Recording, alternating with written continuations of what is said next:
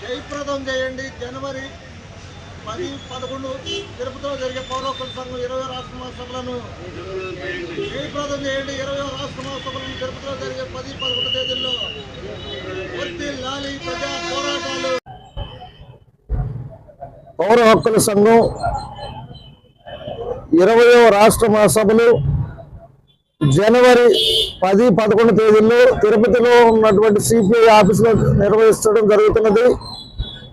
ఆంధ్రప్రదేశ్ రాష్ట్ర పౌర హక్కుల సంఘం ఉమ్మడి ఆంధ్రప్రదేశ్గా ఉన్నప్పుడు ఈ రాష్ట్రంలో ఉన్నటువంటి, ఈ దేశంలో ఉన్నటువంటి తాడితులు, పీడితులైనటువంటి, రైతు కూలీలైనటువంటి పీడిత ప్రజల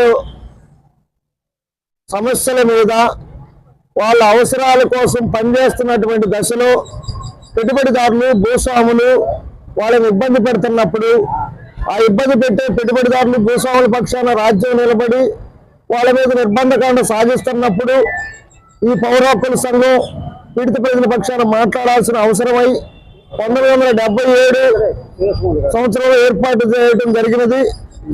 ఈ పౌర హక్కుల సంఘం మొట్టమొదటిగా ప్రధాన కార్యదర్శిగా పత్తిపాటి వెంకటేశ్వరరావు గారు,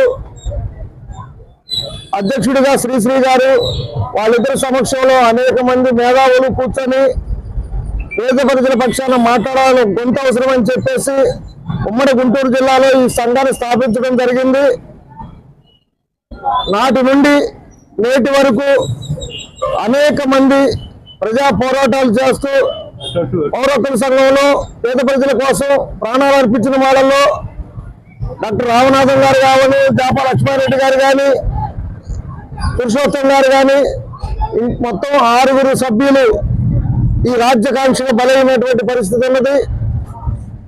ఇంకా అనేక మంది పీడిత ప్రజల కోసం పౌర హక్కుల సంఘం కార్యకర్తలు బలైన సందర్భాలు ఉన్నా కానీ బలి కాటానికి కూడా ఇబ్బంది లేకుండా ప్రజల పక్షాన గొంతు మాట్లాడాలని నిర్ణయించుకొని